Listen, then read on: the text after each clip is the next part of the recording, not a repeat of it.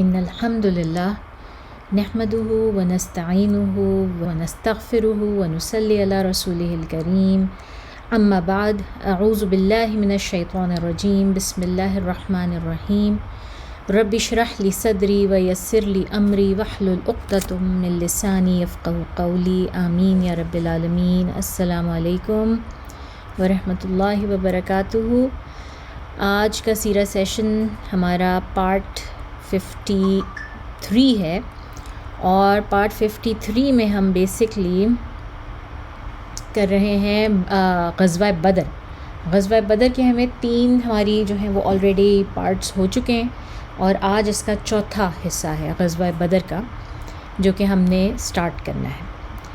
تو جناب، غزوہ بدر میں ہم کہاں پہنچ چکے ہیں؟ ہم پہنچ چکے ہیں کہ ہماری جو دونوں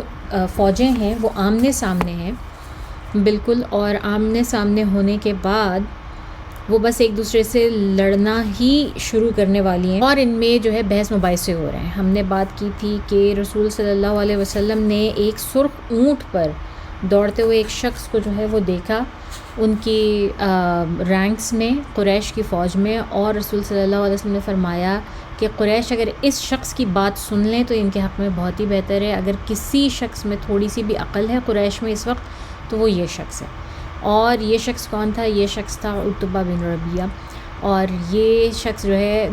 کوشش کر رہا تھا کہ کسی طرح سے جنگ روک لی جائے، اور مسلمانوں کے درمیان اور قریش کے درمیان یہ جنگ نہ چھڑے، کیونکہ آمنے سامنے دونوں طرف جو ہے وہ ایک ہی خاندان کے لوگ موجود تھے، اور آپس میں کسی کا بھائی، کسی کا بیٹا، کسی کا کوئی، یہ سب لوگ آپس میں موجود تھے۔ تو اس وجہ سے عتبہ نہیں چاہتا تھا کہ یہ جنگ ہو، لیکن ابو جہل جو کہ ہر موقع پر ہر اپنی مینیپولیشن سے پوری طرح سے کام لیا کرتا تھا، اس نے کوئی کسر نہیں چھوڑی ہر ایک کا دماغ خراب کرنے میں لٹرلی، اور ہر ایک کو اس بات پہ کنونس کرنے میں کہ نہیں، یہ جنگ بے انتہا ضروری ہے، اور اس کے بغیر تو ہم واپس ہی نہیں جائیں گے، چاہے ہمیں جنگ نہ بھی کرنی پڑے۔ جب بھی ہم یہاں کیمپ لگا کر اور اپنی عورتوں کو جو ہم اپنے ساتھ لے کر آئے ہیں ان کو نچا کر اور سارا کچھ ہم خوب جو ہے نا وہ سارا کچھ کر کے جائیں گے، کیونکہ یہ اس سے ہماری دھاک بیٹھے گی، پورے کے پورے عربیہ کے اوپر ہماری دھاک بیٹھے گی، اور ان کو بس اسی بات کا لگا ہوا تھا کہ کسی طرح سے ہم یہ جو ہے کریں کہ کسی طرح سے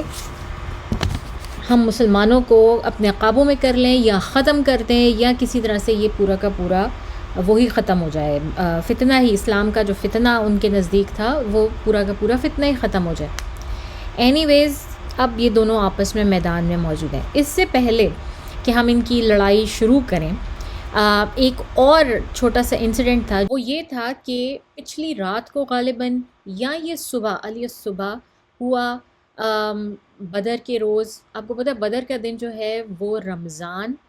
2 ہجری اور 17واں رمضان تھا، 17 تاریخ تھی رمضان کی، جس دن بدر جو ہے وہ ہیپننگ ہو رہی ہے۔ ایسا ہوا کہ ایک شخص جو ہے نا، اب ان کو اندازہ ہوا کہ ان کے پاس پانی کی جو ہے وہ قلت ہے، کیونکہ ہم نے بات کی تھی نا کہ مسلمانوں نے تمام تر جو پانی کے کنویں تھے وہ اپنے قبضے میں کر لیے تھے، اور یہ جو ہے وہ ایک صحابی نے رسول صلی اللہ علیہ وسلم کو یہ مشورہ دیا تھا کہ آپ اس طرح کریں، اور اس طرح پانی پر آپ کا قبضہ ہو جائے گا تو اس کے ساتھ آپ کے ہاتھ میں بہت کچھ آ جائے گا اور ان کو بہت مشکل ہوگی۔ اور ایسا ہی ہوا کہ پانی جب انہوں نے دیکھا کہ ان کے پاس تو اب پانی کا ایکسیس ہی نہیں ہے، کنوؤں کا ایکسیس ہی نہیں ہے، تو ہم کیا کریں؟ تو انہوں نے اور کچھ نہیں کیا، ان میں سے ایک شخص تھا جس کا نام تھا الاسود بن عبد الاسد مخزومی، یہ جو ہے ابو جہل کے قبیلے سے تھا، اور جب ریئلائز ہوا تو اس شخص نے کہا کہ میں جو ہے نا وہ پانی کے لیے والنٹیئر کرتا ہوں، میں لے کر آؤں گا پانی، اور پانی میں کیسے جیسے مرضی لے کر آؤں، اور اگر میں نہیں لے کر آیا تو میں basically I will dye trying. اس کا یہ حساب تھا کہ ٹھیک ہے میں پھر جان دے دوں گا اپنی، لیکن میں پانی لے کر آؤں گا۔ تو یہ گیا، اور ظاہر ہے آپ دشمن کے اس میں گھسیں گے تو یہ تو انٹروژن کہلاتی ہے، تو اس کا سامنا جو ہے وہ حضرت حمزہ رضی اللہ تعالیٰ عنہ سے ہو گیا، اور حضرت حمزہ نے پہلے اس کی ٹانگ کاٹ دی، ان کی لڑائی ہوئی، اور اس کے بعد اس کو قتل کر دیا گیا۔ تو اس طرح سے یہ شخص جو ہے یہ پہلے جنگ شروع ہونے سے پہلے ہی یہ شخص قتل ہوا، لیکن ہمیں یہ نہیں معلوم کہ یہ رات کے وقت کا واقعہ ہے، پچھلی رات کا، یا علی صبح کا واقعہ ہے۔ بہرحال یہ دونوں فوجیں آمنے سامنے کھڑی ہوئی ہیں، بالکل ریڈی ہیں لڑائی کے لیے۔ اور جو ہے ہم نے بات کی تھی کہ جب ابو جہل نے خوب عتبہ کو شرم دلائی اور اس کو مینپولیٹ کیا، تو اس وقت بھی جو ہے عتبہ ہی سب سے پہلے باہر نکل کر آ گیا میدان جنگ میں سے۔ عتبہ، اس نے اپنے نہ صرف وہ خود بلکہ اپنا بھائی شیبہ اور اپنا بیٹا الولید بن عتبہ، ان دونوں کو لیا اور مبارزے کے لیے جنگ سے باہر نکل کر آ گیا۔ اب یہ مبارزہ کیا ہوتا ہے؟ یہ مبارزہ ہوتا ہے جنگ سے پہلے ایک ون آن ون فائٹ ہوتی ہے، جو کہ دونوں جو پارٹیاں ہوتی ہیں ان کے بڑے لیڈران کے درمیان ہوتی ہے، اور اس میں جو جیت جاتا ہے مطلب سمجھا جاتا ہے 100% متوقع ہوتا ہے کہ جیت اسی کی ہوگی، کیونکہ مورال جو ہے اس ظاہر اس فوج کا بہت ہائی ہو جاتا ہے، اور جو ہار جاتے ہیں ان کا مورال انتہائی لو ہو جاتا ہے، جس کی وجہ سے مبارزے کو اکثر سمجھا جاتا ہے کہ یہ بیسکلی ایک منی، جسے کہتے ہیں نا پریڈکشن ہوتی ہے کہ اب کون سی فوج جیتنے والی ہے اور کون سی ہارنے والی ہے۔ تو مبارزے کے لیے ابو جہل کی فوج میں سے، قریش کی فوج میں سے یہ تینوں باہر نکل آئے، اور انہوں نے للکارا کہ جو ہے وہ بھیجو کسی کو ہمارے ساتھ، ہمارے مقابلے پر کوئی آئے۔ اس سے پہلے اب یہ سب کچھ ہو رہا ہے، تو جس طرح ہم نے بات کی تھی کہ رسول صلی اللہ علیہ وسلم بھی اپنی فوج کی صفیں درست کروا رہے ہیں، اور ان کو جو ہے وہ بار بار اس بات کی تنبیہ کر رہے ہیں کہ تم لوگوں نے یہ نہیں کرنا، یہ کرنا ہے، بیسکلی نئے رولز سیٹ کر رہے ہیں فوج کے لیے۔ تو وہ سارا کچھ وہ کر رہے ہیں، اور ساتھ ساتھ دعا کرتے جا رہے ہیں اللہ تعالیٰ سے۔ اسی طرح ابو جہل بھی دوسری طرف دعا کر رہا ہے، اور ابو جہل کیا دعا کر رہا ہے؟ ابو جہل دعا کر رہا ہے کہ یا اللہ ان دونوں جماعتوں میں سے جو بھی زیادہ حق پر ہے اور اس کو جتوا دیں، آپ اس کو جو ہے کامیابی عطا فرمائیں، اور جس نے بھی زیادہ رشتہ داریاں منقطع کی ہیں، جو بھی جماعت زیادہ نامعلوم دین اور کلچر لے کر آئی ہے ہم میں، اور جو بھی عجیب و غریب چیزیں متعارف کروا رہے ہیں، ان کو آج موت سے ملا دیں۔ اب ابو جہل کی یہ دعا اللہ تعالیٰ نے پوری طرح سے قبول فرمائی، اور اس کو اس سے پہلے بھی جب انہوں نے دعا کی تھی خانہ کعبہ کا کپڑا پکڑ کے، کسوہ پکڑ کے، تو وہ بھی ایسی ہی دعا تھی وہ، اور یہ اللہ تعالیٰ نے بڑا اچھی طرح سے اس کا جواب دیا سورہ انفال میں، جو کہ ہم نے پہلے بھی بات کی تھی۔ ان استفتحتم کی جو آیات تھیں اس سے ان آیات میں اللہ تعالیٰ نے جو ہے ان کو وہ کہا تھا، اور میں اس کا آپ کو رسول صلی اللہ علیہ وسلم بھی اپنی آرمی کو ترتیب دے رہے ہیں، ساتھ ساتھ ہدایات دیتے جا رہے ہیں، اور ان ہدایات میں رسول صلی اللہ علیہ وسلم کیا کہہ رہے ہیں کہ جو ہے ایک تو یہ کہ اپنی صفیں درست رکھیں، اپنے بالکل صفیں بنا کے، کیونکہ اس سے پہلے اس طرح سے لڑائی نہیں ہوتی تھی عرب میں، وہ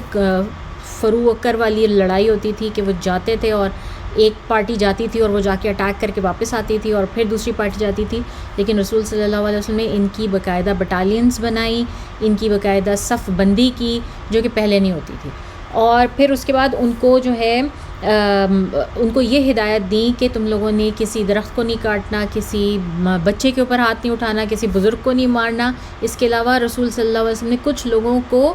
جسے کہتے ہیں نا پن پوائنٹ کیا، باقاعدہ نام لے کے ان کا جو ہے انہیں بتایا کہ ان لوگوں کو ہرگز قتل نہیں کرنا ہے، یہ اپنی مرضی سے جنگ میں نہیں آئے، ان لوگوں کو زبردستی لایا گیا۔ ان میں رسول صلی اللہ علیہ وسلم کے چچا حضرت عباس رضی اللہ تعالیٰ عنہ، جو کہ اس وقت تک مسلمان نہیں ہوئے تھے، ابو البختری، اور ان کے علاوہ اور بھی کچھ لوگ تھے جن کے بارے میں رسول صلی اللہ علیہ وسلم نے کہا کہ ان لوگوں کو ہرگز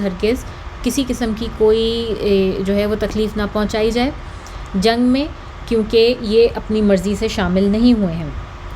اچھا جی، اب اس کے بعد یہ ہوا کہ اب یہ جو سیکنڈ ہینڈ لیڈرز ہیں مبارزے میں یہ آئے سامنے مسلمانوں کی طرف سے۔ جب مسلمانوں نے دیکھا کہ وہاں سے عتبہ بن ربیعہ، شیبہ بن ربیعہ اور الولید بن عتبہ یہ تینوں لوگ مبارزے کے لیے آ گئے ہیں، تو مسلمانوں کی طرف سے تو ہر کوئی کھڑا ہونے کو تیار تھا، لیکن جو لوگ فوری طور پہ کھڑے ہو گئے ان کا جو ہے وہ ان کے نام تھے عوف بن افرا، معوذ بن افرا اور عبداللہ بن رواحہ۔ اب یہ تینوں کون ہیں؟ ہمیں ان کے بیسکلی زیادہ تر لوگوں کو ان کے نام بھی نہیں پتہ۔ یہ عوف بن افرا اور معوذ بن افرا، یہ دونوں جو ہیں یہ 16-17 سال کے بالکل نوجوان ہیں، اور افرا ان کی ماں کا نام ہے. ان کی ماں اتنی زیادہ پائس تھیں اور اتنی ان کا مطلب ان کا سوسائٹی میں اسٹیٹس تھا کہ ان کے بچوں کو ان کے نام سے منسوب کیا جاتا ہے، ان کے نام سے پکارا جاتا ہے اس سوسائٹی میں جہاں پر زیادہ تر بچوں کو صرف اور صرف ان کے باپ کے نام کے ساتھ منسوب کیا جاتا ہے. تو اینی ویز یہ تینوں کھڑے ہوئے، اور عبداللہ بن رواحہ کا نام ہم نے سنا ہوا ہے. ان کے بارے میں اگر ہم چھوٹا سا ایک کہ ان کو جاننے کے لیے کہ یہ کون ہے، تو یہ وہ ہیں جن کو ملائکہ نے غسل دیا تھا جب ان کی شہادت ہوئی. تو یہ تینوں کھڑے ہو گئے اور یہ بہت ہی جوش و جذبات میں جوان سال لڑکے اچھلتے کودتے یہ میدان میں پہنچے. تو عتبہ نے ان سے پوچھا کہ کون ہو تم لوگ؟ انہوں نے اپنا نام بتایا اور تعارف کروایا، جس پر عتبہ نے کہا تم لوگ کون ہو؟ ہم تو نہیں تمہیں جانتے، ہمارا تمہارے ساتھ تو کوئی مسئلہ نہیں، ہماری تمہارے ساتھ تو کوئی جنگ نہیں ہے. وہ سمجھ گئے تھے کہ یہ تینوں انصار میں سے ہیں، یہ مدینہ کے لوگ ہیں، یہ قریش میں سے نہیں ہیں، تو ہم تو اپنے خون سے لڑنے آئے ہیں. اور پھر اس کے بعد عتبہ نے رسول صلی اللہ علیہ وسلم سے مخاطب ہو کے فرمایا، او محمد صلی اللہ علیہ وسلم، ہمیں ہمارے درجے کے برابر کے لوگ بھیجو جو ہم سے لڑنے کے اہل ہوں اور ہمارے خون میں سے ہوں، ہمیں کسی یثربی سے نہیں لڑنا. تو رسول صلی اللہ علیہ وسلم نے اس کے بعد خود سے لوگوں کو اسائن کیا. انہوں نے خود سے نہیں کھڑے ہونے دیا، بلکہ انہوں نے خود سے نام لے کے پکارا اور کہا کھڑے ہو جاؤ، او عبید اللہ بن حارث، او حمزہ، او علی. ان تینوں کو رسول صلی اللہ علیہ وسلم نے کھڑا کیا. اور عتبہ جب یہ فاصلے پر تھے اور چلتے آ رہے تھے تو عتبہ نے ان سے پھر پوچھا تم لوگ کون ہو؟ اب ظاہر ہے اتنا ڈسٹینس اتنا ہے کہ ایک دوسرے کو پہچان نہیں پا رہے یہ لوگ، تو اس لیے ان کو باقاعدہ پوچھنا پڑ رہا ہے. تو حمزہ رضی اللہ تعالیٰ عنہ فرماتے ہیں کہ میں حمزہ بن ابی طالب ہوں. اور پھر علی رضی اللہ تعالیٰ عنہ نے فرمایا میں علی بن ابی طالب ہوں. اور پھر عبید اللہ نے فرمایا میں عبید اللہ بن حارث بن مطلب بن عبد مناف ہوں. یہ مطلب جو ہے کون ہے؟ یہ مطلب وہ ہیں جن کے جو لے کر آئے تھے رسول صلی اللہ علیہ وسلم کے دادا کو، اور اس کے بعد ان کو عبد المطلب کہا گیا تھا. تو یہ مطلب وہ ہیں. تو ان کے بیٹے ہیں عبید اللہ بن حارث. تو عبید اللہ جو ہیں یہ سب سے عمر رسیدہ تھے، تو یہ عتبہ کے سامنے چلے گئے. اچھا، اب عتبہ نے جب ان تینوں کے رینکس پہچان لیے، دیکھ لیا کہ یہ کون ہے، تو اس کے بعد وہ کہنے لگا کہ ہاں یہ ہیں اب ہمارے پائے کے لوگ، صحیح سے اعلیٰ درجے کے لوگ جو ہمارے بیسکلی ہمارے اسٹینڈرڈ کے ہیں. ٹھیک ہے، بڑے نوبل ایڈورسریز ہیں، یہ ہمارے اسٹینڈرڈ کے لوگ ہیں. اور اس طرح سے یہ لوگ جو ہیں وہ ان کے مد مقابل ہیں. اب یہ جو عبید اللہ تھے یہ تھوڑے سے ایجڈ تھے، تو یہ عتبہ کی طرف بڑھے، عتبہ بن ربیعہ کی طرف بڑھے. اور حضرت حمزہ رضی اللہ تعالیٰ عنہ جو ہے وہ مڈل ایج تھے، تو وہ ان کے بھائی شیبہ کی طرف بڑھے. اور حضرت علی رضی اللہ تعالیٰ عنہ وہ سب سے ینگ تھے، تو وہ عتبہ کے بیٹے الولید کی طرف بڑھے. اور اس طرح کے ان کے آج بھی اگر ہم دیکھیں تو جو ریسلنگ کے مقابلے ہوتے ہیں یا کوئی بھی لڑائیوں کے مقابلے ہوتے ہیں تو وہ بائی ویٹ بائی ایج ہوتے ہیں. تو یہ بالکل اسی طرح سے ان کا بھی اسی طرح سے سیٹنگ ہوئی. اور جناب یہ لوگ ایک دوسرے کی طرف آگے بڑھے، اور آگے بڑھ کے حضرت حمزہ رضی اللہ تعالیٰ عنہ اور حضرت علی رضی اللہ تعالیٰ عنہ نے تو پہلے جھٹکے میں ہی نا اپنے مد مقابل کا کام تمام کر دیا. انہوں نے تو اپنے اوپر ایک خراش بھی نہیں آنے دی. لیکن عبید اللہ جو تھے وہ تھوڑے عمر رسیدہ تھے، تو عتبہ کا وار کافی کاری پڑا اور ان کی ٹانگ کٹ گئی، اور بالکل اوپر سے ان کی ٹانگ کمپلیٹلی کٹ کے دور جا گری،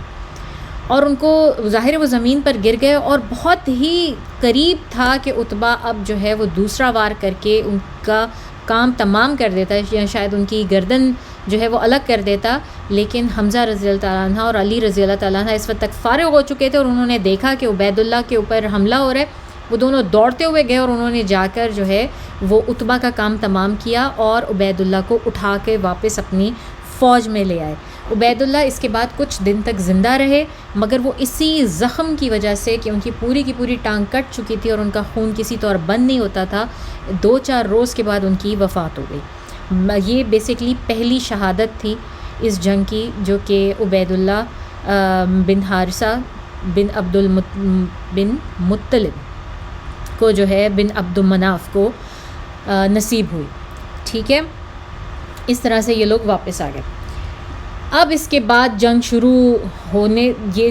ہونے سے پہلے یہ مارکہ ہو گیا اور لوگوں نے دیکھ لیا کہ مسلمانوں کو اس میں کافی برتری، ہر طرح سے برتری جو ہے وہ اس میں ہوئی ہے. اور یہ تینوں باپ بیٹا،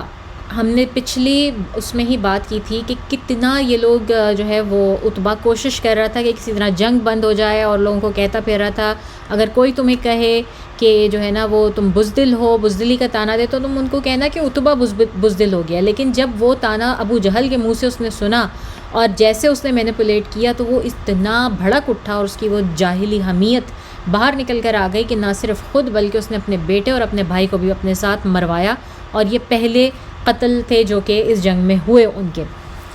ٹھیک ہے، سورہ حج کی آیت نمبر 19 جو ہے نا وہ اس ضمن میں آتی ہے، جو کہ جس کے بارے میں ہمیں حضرت علی رضی اللہ تعالیٰ عنہ کی ایک حدیث بھی ملتی ہے، اس لیے وہ سنانی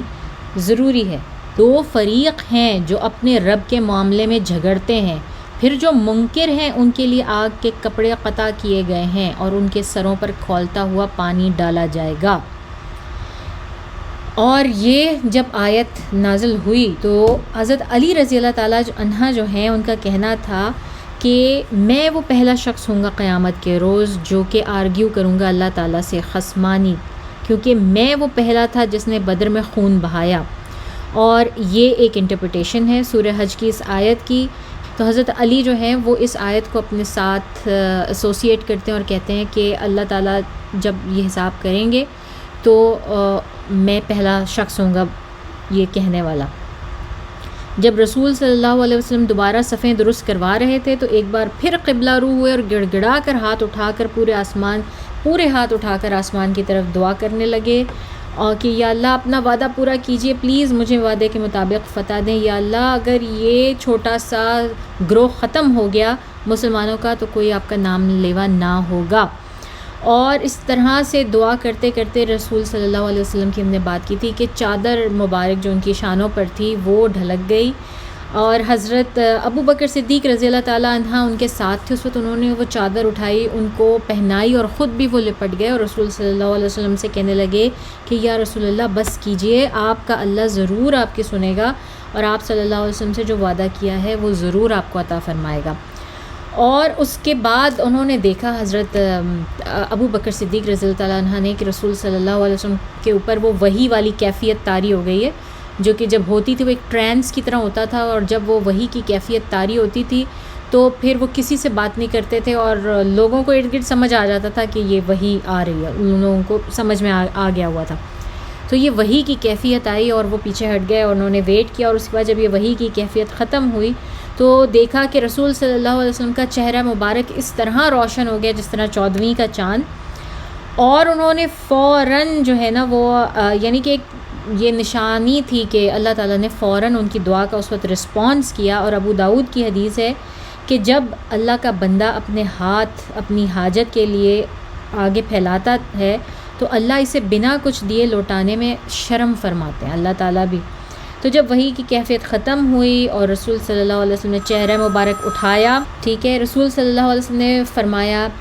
اب شروع یا ابا بکر، خوش ہو جاؤ یا ابا بکر، یا خوشخبری ہے تمہارے لیے ابو بکر کہ اللہ تعالیٰ کی مدد آ پہنچی ہے بے شک. اور اس کے بعد انہوں نے ایک طرف جو ہے نا وہ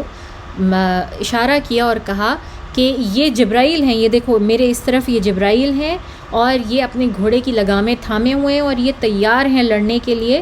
اور یہ اس وادی کی طرف چارج کرنے والے ہیں. بالکل ایک طرف مطلب جس طرح آپ کہتے ہیں نا کہ چارج، اور پھر وہ پوری اپنا بٹالین لے کر جو ہے وہ آگے بڑھتی ہے فوج.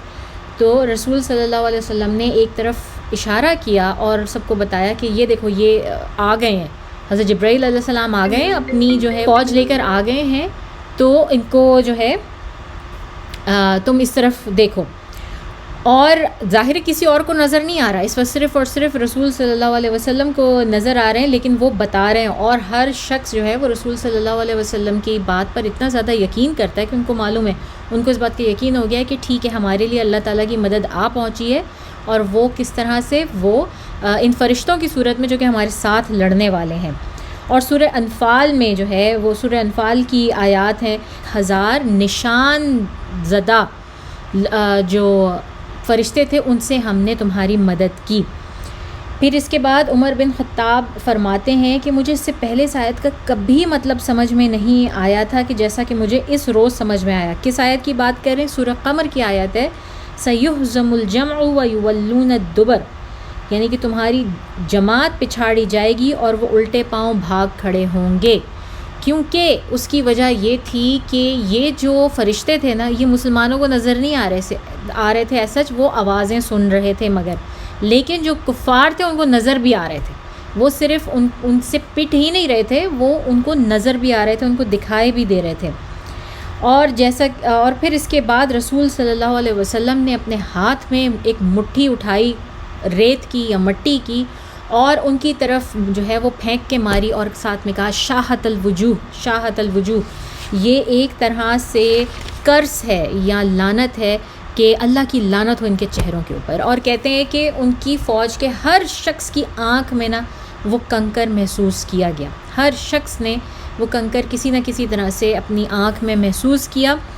اور کوئی شخص ایسا نہیں تھا قریش کی فوج میں سے کہ جس کو یہ ایکسپیرینس نہ ہو. اور پھر اس کے بارے میں اللہ تعالیٰ جو ہے وہ فرماتے ہیں وَمَا رَمَيْتَ إِذْ رَمَيْتَ وَلَكِنَّ اللَّهَ رَمَا، کہ جب آپ نے وہ مٹی اٹھا کے پھینکی تھی تو وہ آپ نے نہیں پھینکی تھی بلکہ وہ اللہ نے پھینکی تھی، اللہ نے پھینکوائی تھی آپ سے، یا اللہ نے پھینکی تھی. یہ اس آیت کا ترجمہ ہے، یہ اس موقع پر ہے.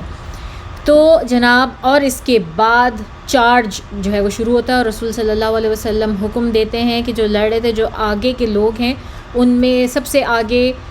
تیر انداز بیٹھے ہوئے ہیں، پھر جیولن اور سپیئرز والے جو ہیں وہ ان کے پیچھے ہیں. رسول صلی اللہ علیہ وسلم انہیں کہتے ہیں کہ تم لوگوں نے تیر برسانے ہیں ان کے اوپر، برسات کرنی ہے لیکن ابھی نہیں کرنا، جب تک یہ لوگ اتنے قریب نہ آ جائیں کہ جس میں کہ تمہارا کوئی تیر مس ہونے کا چانس نہ ہو، تو اپنا تمہارا کوئی تیر ضائع نہیں ہونا چاہیے. اس لیے تم لوگ جب یہ قریب آ جائیں تھوڑا اس وقت اپنے تیر برساؤ. اور یہی ہدایت انہوں نے جیولن تھروئرز کو کی، یہی ہدایت انہوں نے ایون ان لوگوں کو کی جنہوں نے تلواروں کے ساتھ لڑنا تھا کہ اپنی انرجی کو کنزرو رکھو اور جو تمہارے پاس وسائل ہیں ان کو کنزرو رکھو اور اتنا قریب آنے دو کہ تمہارا کیا ہوا ایک وار بھی جو ہے نا وہ رائگاں نہیں جائے.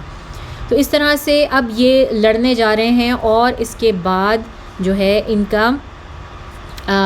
کی لڑائی شروع ہوتی ہے. اب ظاہر ہے ہم لڑائی کو ایکسپلین کر رہے ہیں. اگر آپ کوئی مووی میں دیکھ رہے ہوتے تو شاید آپ کو ایک برڈ آئی ویو سے آپ کو کوئی ڈرون جو ہے وہ لڑائی کا پورا سین اوپر سے دکھا دے، لیکن جب ہم اس کو ڈسکرائب کر رہے ہوتے ہیں تو ہم اس کو ٹٹ بٹس میں، ظاہر ہے جتنی سٹوریز آپ کو پتہ چلیں گی جس کی آپ اس کو مختلف سٹوریز میں جو ہیں وہ ڈسکرائب کر سکیں گے، تو وہی ہم کرنے کی کوشش کریں گے اس جنگ کی. کہ پہلا واقعہ جو ہے ہم عمیر ابن الحمام کے بارے میں سنتے ہیں. یہ عمیر ابن الحمام جو ہیں یہ لٹرلی ان 13-14 لوگوں میں سے ہیں جن کو شہادت نصیب ہوئی، کیونکہ جنگ بدر میں صرف 13 یا 14 لوگ تھے جن کو کہ شہادت نصیب ہوئی مسلمانوں کی طرف سے. جب یہ دونوں فوجیں آمنے سامنے ہوئیں، ایک طرف دوڑنے لگیں، تو اس وقت رسول صلی اللہ علیہ وسلم نے فرمایا جیسے کہ آپ اپنی جس وقت اس طرح کی کسی جنگی جہاد پر جا رہے ہوتے ہیں تو آپ اپنی فوج کو بیک اپ کرنے کے لیے جو ہے ان کو کچھ کلمات کہتے ہیں یا بہت ہی بھرپور قسم کی ایک تقریر ان کے سامنے کرتے ہیں کہ جس سے ان کے جذبات ایک دم بھڑک اٹھیں اور وہ بھرپور طریقے سے اپنی تمام تر صلاحیتوں کو بروئے کار لاتے ہوئے حملہ کریں. تو رسول صلی اللہ علیہ وسلم قرآنی آیات پڑھ رہے تھے، ان کو بتا رہے تھے، اور رسول صلی اللہ علیہ وسلم نے فرمایا قوموا الی جنت عرض کعرض السماء والارض، اٹھو اور بڑھو اس جنت کی طرف جس کا عرض جو ہے وہ زمین و آسمان کے عرض سے بھی بڑا ہے. اب یہ رسول صلی اللہ علیہ وسلم ان کو بتا رہے ہیں، ان کو شہادت کی ایک خوشخبری دے رہے ہیں کہ تم لوگ اگر شہید بھی ہو گئے تو تم ایسی جنت کے مالک ہو، ایسی جنت میں تمہیں جانا ہے جہاں جس کا عرض اتنا بڑا ہے. تو یہ عمیر اور یہ سورہ حدید میں بھی ہے یہ چیز. عمیر جو ہے وہ سن رہے تھے، عمیر بن ابن الحمام جو ہیں وہ یہ سن رہے تھے، اور ایک کھجور ان کے منہ میں تھی، کھجور انہوں نے ڈالی منہ میں، اور کھجور ان کے منہ میں تھی اور کھجور کھاتے ہوئے یہ تیاری کر رہے تھے جنگ کے اگلے مرحلے کی. رسول صلی اللہ علیہ وسلم کے یہ الفاظ جیسے ہی انہوں نے سنے تو انہوں نے کہا بخن بخ. اب بخن بخ جو ہے وہ جس طرح ہم لوگ کہتے ہیں نہیں نہیں نہیں نہیں نہیں، جس طرح ہم یہ ایک فیلنگ کا اظہار کرتے ہیں نا، تو رسول صلی اللہ علیہ وسلم نے عمیر سے پوچھا کہ عمیر کیوں تم اس طرح کیوں کہہ رہے ہو، کیا مطلب ہے اس کا؟ تو عمیر نے فرمایا یا رسول اللہ میرا مطلب ہے کہ ایسی جنت جس کا عرض اس دنیا اور زمینوں اور آسمانوں سے بڑا ہے، تو پھر ایسی دنیا میں رہنے کا کیا فائدہ، پھر میں اس جنت میں کیوں نہ رہوں؟ تو رسول صلی اللہ علیہ وسلم نے فرمایا انت من اہلھا، یعنی کہ تم فکر نہ کرو، تم ہو ان جنتیوں میں سے، ان کو بشارت دی۔ تو عمیر نے یہ سن کر وہ فوراً اٹھے، اور جو کھجوریں ان کے ہاتھ میں بھی تھیں، جو گچھا سا وہ کھا رہے تھے اور جو منہ میں بھی تھی، وہ انہوں نے پھینکی۔ انہوں نے کہا اگر اتنا وقت لگ گیا مجھے اس جنت تک پہنچنے میں جتنے میں یہ کھجوریں ختم ہوتی ہیں، یعنی کہ میری شہادت میں اگر اتنا وقت لگ گیا تو یہ بھی بہت لمبا، یہ میری عمر جو ہے نا بہت لمبی ہو جائے گی۔ اور انہوں نے یہ سن کے فوراً جو ان کے ہاتھ میں کھجوریں تھیں وہ پھینکی اور فوراً چارج کیا اور جا کے گھس گئے قریش کے رینکس میں، اور بہت جگرداری سے لڑے، اور اس کے بعد یہ شہید ہو گئے۔ واقعی اس سے پہلے کہ ان کی وہ کھجوریں ختم ہوتی وہ واقعی شہید ہو گئے اور ان جنتیوں میں سے مل گئے۔ تو یہ پہلے شہداء میں سے جو ہیں وہ بدر کے وہ یہ تھے عمیر ابن الحمام۔ پھر ایک چیز کو اور ہمیں جس طرح رسول صلی اللہ علیہ وسلم خود بھی جو ہے وہ جنگ میں لڑے یا نہیں لڑے، یہ جو ہے اکثر لوگ سوال کرتے ہیں کہ صرف رسول صلی اللہ علیہ وسلم اپنے ٹینٹ میں رہے، انہوں نے وہاں سے جنگ دیکھا، اس کی صف بندی کی اور ان کو مطلب آرڈرز پاس کرتے رہے کہ فلانے تم فلانی جگہ سے لڑو اور فلانے تم فلانی جگہ سے لڑو، یا وہ خود بنفس نفیس جو ہے جا کے جنگ میں لڑے؟ تو اس کا ہمیں پتہ چلتا ہے کہ دونوں کام کیے رسول صلی اللہ علیہ وسلم، خود بھی لڑے، کیونکہ ہمیں علی بن ابی طالب کی جو ہے وہ ایک ان سے مروی ایک حدیث ملتی ہے، وہ فرماتے ہیں کہ جنگ بدر کے دن ہم نے دیکھا کہ رسول صلی اللہ علیہ وسلم دشمن کے سب سے قریب جا کر لڑتے ہیں، اور جیسے ہی لڑائی تیز تر ہوتی جاتی تو ہم سب ان کے پیچھے پروٹیکشن لیتے، یعنی ہم ان کی طرف چلے جاتے، کیونکہ وہ اتنی بہادری اور شجاعت سے لڑتے کہ ہمیں تھوڑی سی پروٹیکشن فیل ہوتی کہ اس جگہ پہ زیادہ مارکا زوردار تو ہوگا مگر جیتیں گے رسول صلی اللہ علیہ وسلم ہی۔ تو جو صحابہ کرام تھے وہ ان کے پیچھے چلے جاتے تھے، لڑتے لڑتے ان کے ساتھ ہو لیتے تھے۔ تو کہ یہ اب آپ سوچیں کہ یہ کہہ کون رہا ہے، یہ جن سے مروی حدیث وہ ہیں جن کو کہ حیدر خدا کہا جاتا ہے، اور رسول اللہ صلی اللہ علیہ وسلم نے ان کو حیدر کا خطاب دیا کہ وہ اتنے بہادر تھے۔ علی بن ابی طالب رضی اللہ تعالیٰ عنہ وہ یہ فرما رہے ہیں کہ رسول صلی اللہ علیہ وسلم کی شجاعت اور بہادری اتنی زیادہ ہوتی تھی کہ ہم لوگ بھی اکثر ان کے پیچھے پروٹیکشن لیا کرتے تھے۔ اور پھر علی رضی اللہ تعالیٰ عنہ سے ایک اور حدیث مروی ہے کہ جنگ کے دوران میں رسول صلی اللہ علیہ وسلم کے ٹینٹ میں گیا اور میں نے دیکھا کہ وہ سجدے کی حالت میں ہیں اور وہ دعا فرما رہے ہیں، یا حیو یا قیوم کے الفاظ میں نے سنے اور ان کی دعا کے الفاظ سنے، تو میں باہر آ گیا اور جو ہے لڑنے لگا۔ پھر کچھ دیر کے بعد پھر دوبارہ ان کے ٹینٹ کے اندر گیا تو دیکھا وہ اسی حالت میں تھے، رسول صلی اللہ علیہ وسلم ابھی بھی اسی حالت میں تھے، سجدے کی حالت میں اور دعا کر رہے تھے۔ میں پھر باہر آ گیا اور لڑنے لگا۔ تیسری دفعہ بھی ایسا ہی ہوا کہ میں گیا اور اس وقت بھی رسول صلی اللہ علیہ وسلم سجدے کی حالت میں تھے، اور چوتھی دفعہ مجھے جانے کی وجہ ہی نہ بن پڑی کیونکہ اس وقت تک ہم جنگ جیت چکے تھے، جنگ کا فیصلہ ہو چکا تھا، اللہ تعالیٰ نے ہمیں فتح نصیب کر دی تھی۔ تو یہ دونوں نریشن جو ہے نا علی بن ابی طالب رضی اللہ تعالیٰ عنہ سے مروی ہیں، اور اس سے ہمیں پتہ چلتا ہے کہ رسول صلی اللہ علیہ وسلم جو ہیں وہ نہ صرف یہ کہ بار بار جا کے دعا بھی کرتے تھے بلکہ باہر آ کے جنگ بھی لڑتے تھے اور دعا بھی کرتے تھے اور جنگ بھی لڑتے تھے، دونوں کام کر رہے تھے۔ اور یہ بھی کہ 4 سے 6 گھنٹے کے درمیان اس جنگ کا فیصلہ ہو گیا تھا، اس سے زیادہ یہ جنگ نہیں چلی۔ اور پھر ہمیں دونوں چیزوں کا پتہ لگا کہ رسول صلی اللہ علیہ وسلم نے باوجود اس کے کہ انہوں نے خود اپنی آنکھوں سے دیکھ لیا کہ اللہ تعالیٰ نے نشان زدہ فرشتے بھیجے ان کے لیے، اللہ تعالیٰ نے وحی بھی نازل کر دی، اور انہوں نے ان کو لڑتے ہوئے بھی دیکھ لیا، مگر رسول اللہ صلی اللہ علیہ وسلم نے اپنی شکر گزاری اور سجدے میں گڑ گڑانا اور دعا کرنا نہیں چھوڑا، پھر بھی وہ دعا کرتے رہے اللہ تعالیٰ کے آگے۔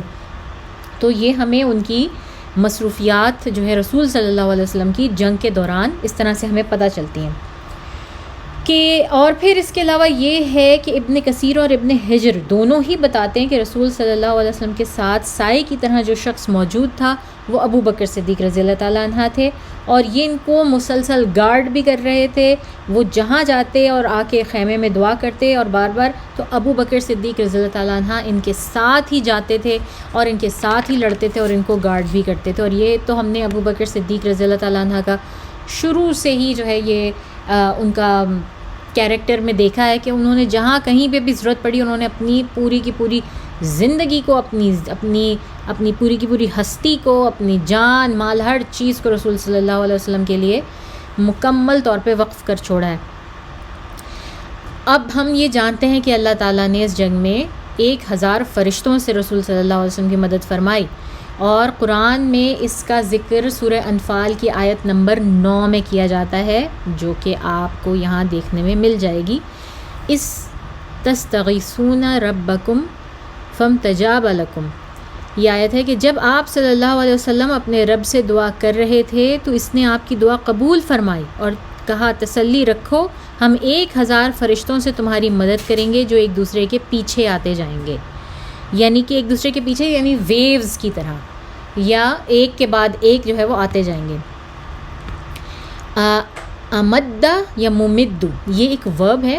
قرآن کے اس آیت کا جو لفظ ہے اس کا مطلب ہوتا ہے مدد کرنا، لیکن اس کا مطلب صرف مدد کرنا نہیں ہے۔ مدد کرنا وہ مطلب ہے جو ہمیں اپنے اردو والے قرآن، جو ٹرانسلیشن والے قرآن ہے اس میں ہمیں ملتا ہے، لیکن اس کا مطلب بہت ڈیپ ہے، جس طرح ہر لفظ کا مطلب ڈیپ ہے۔ تو یہ ایسی مدد نہیں ہے کہ بس تم بیٹھ جاؤ اور خود سے کچھ نہ کرو، ایسی مدد نہیں ہے کہ آپ بیٹھے رہیں اور آپ کے سامنے پکا پکایا حلوہ آ جائے، نہیں، بلکہ یہ ایسی مدد ہے کہ جس کا مطلب ہے کہ اپنی پوری تیاری کرو، اس کے بعد توکل تمہارا اللہ تعالیٰ پر ہو، اور پھر اللہ تعالیٰ جو ہیں وہ جب وہ کام شروع تم کر دو گے تو اس کو انجام تک اللہ تعالیٰ پہنچائیں گے۔ وہ اللہ تعالیٰ کی ذمہ داری بن جاتی ہے کہ وہ اللہ تعالیٰ تک پہنچائیں، وہ انجام تک کس طرح پہنچتا ہے، کیونکہ اس میں بھی ہم اگر دیکھیں لڑائی جس طرح سے ہوئی ہے تو ایسا نہیں ہوا کہ اللہ تعالیٰ نے رسول صلی اللہ علیہ وسلم کو سب کچھ پکا پکایا دیا اور ان کو جنگ کرنے کی ضرورت پیش نہیں آئی، ان کو کچھ بھی نہیں ہوا اور ان کو فتح مل گئی، ایسا نہیں ہوا، بلکہ ایک ایک سٹیپ کے اوپر رسول صلی اللہ علیہ وسلم نے پوری پلاننگ کی، پوری تیاری کی، جو ہیومنلی پاسبل ہے، یا ہیومنلی جب کسی شخص کو ضرورت پڑے جنگ پہ جانے کی، اسے جو کچھ کرنا چاہیے وہ سب کیا رسول صلی اللہ علیہ وسلم نے، اور اس کے بعد عین موقع پر جب جنگ شروع ہو جاتی ہے اس وقت اللہ تعالیٰ نے جو ہے وہ فرشتے بھیج کے ان کی مدد فرمائی۔ مردفین جو لفظ اس آیت میں اور آتا ہے کہ من الملائکۃ مردفین، اس لفظ کا مطلب ہے کہ لہروں کی طرح آنا، لیئرز میں آنا، جیسے کہ سمندر کی لہریں ایک کے بعد ایک آتی ہیں، اسی طرح کیولریز یا بٹالینز جو فوج کی ہوتی ہیں کہ پہلے ایک بٹالین ایک رو جو ہے وہ آگے جا کے لڑتی ہے اور اس کے بعد دوسری لڑتی ہے، تو فرشتے بھی اسی طور سے آ رہے تھے جو ہے وہ حملہ کرنے کے لیے۔ اور سورہ انفال میں آیت نمبر 12 ہے جس میں اللہ تعالیٰ ملائکہ سے فرماتے ہیں کہ جب تمہارا رب ملائکہ کو ارشاد فرماتا ہے کہ میں تمہارے ساتھ ہوں، مومنوں کو تسلی دو کہ ثابت قدم رہیں، میں ابھی ابھی کافروں کے دل میں رعب و ہیبت ڈال دیتا ہوں تو ان کے سر مار دو اور ان کا پور پور توڑ ڈالو۔ تو یہ اللہ تعالیٰ ملائکہ کو ہدایت دے رہے ہیں کہ تم مسلمانوں کو جو ہے وہ اس طرح سے ان کو تسلی دو کہ ہم تمہارے ساتھ ہیں اور اللہ تعالیٰ تمہارے ساتھ ہے اور ہم اس طرح کا سلوک کریں گے۔ تو اب آپ یہ دیکھیں اللہ تعالیٰ نے کس طرح سے مدد فرمائی، کتنے موقعوں پر مدد فرمائی۔ ایک تو یہ کہ سب سے پہلے اس جگہ کو جو اتنی نرم تھی جس میں کہ پاؤں رکھنا مشکل تھا، اس کو ہلکی پھوار کے ساتھ فرم کر دیا اللہ تعالیٰ نے، اور پھر دوسری چیز یہ کہ کافروں کے دلوں میں رعب و ہیبت ڈالی، ان کو دکھایا کہ مسلمان بہت بڑی تعداد میں، مسلمانوں کو دکھایا کہ وہ کافر بہت چھوٹی تعداد میں، اس طرح سے مسلمانوں کا مورال ہائی ہو گیا اور کافروں کا مورال ڈاؤن ہوتا گیا۔ اور پھر اس دن جو ہے وہ اللہ تعالیٰ نے ان کے مسلمانوں کے پاس بہت ہی کم ویپنز تھے، بہت ہی کم ان کے پاس، اور جو تھے بھی وہ بھی کوئی اچھی کوالٹی کے نہیں تھے، لیکن اللہ تعالیٰ نے ان چیزوں کے اوپر ہی ان کو جو ہے وہ فتح نصیب کروائی۔ یہ سب اللہ تعالیٰ کی مدد تھی۔ کئی موقعوں پر کہ مومنین نے ایک کام شروع کیا، تلوار اٹھائی، اور اس سے پہلے کہ وہ تلوار مارتے انہوں نے دیکھا کہ وہ بندہ کٹ کے گرا ہوا ہے، تو یہ بیسیکلی ان کے ساتھ جو فرشتہ تھا اس نے آلریڈی اس کو جو ہے وہ اختتام پر پہنچا دیا۔ ایسا نہیں تھا کہ سارا کام فرشتوں نے کیا اور جو مومنین تھے یا صحابہ کرام تھے وہ کھڑے دیکھتے رہے، کیونکہ ان کو تو نظر نہیں آ رہے تھے فرشتے، انہوں نے بہرحال یہی وہ سمجھتے رہے کہ ہم خود ہی لڑ رہے ہیں، لیکن اللہ تعالیٰ ان کی مدد کرتے رہا۔ اسی طرح سے مطلب ایک قصہ ہے کہ اس جنگ میں جو ہے وہ حضور اکرم صلی اللہ علیہ وسلم کے چچا جو حضرت عباس رضی اللہ تعالیٰ عنہ تھے، ان کو POW بنایا گیا، ان کو پرزنر بنایا گیا، قیدی بنا لیا گیا. تو ابن عباس جو ہیں وہ خود یہ حدیث جو ہے یہ ہمیں ان کی ملتی ہے، وہ خود صحیح مسلم میں یہ ہمیں بتا رہے ہیں کہ ایک صحابی نے جو ہے نا بڑا حضرت عباس رضی اللہ تعالیٰ عنہ کے پرسوٹ میں تھے، ان کو پکڑنا چاہ رہے تھے بہت زیادہ.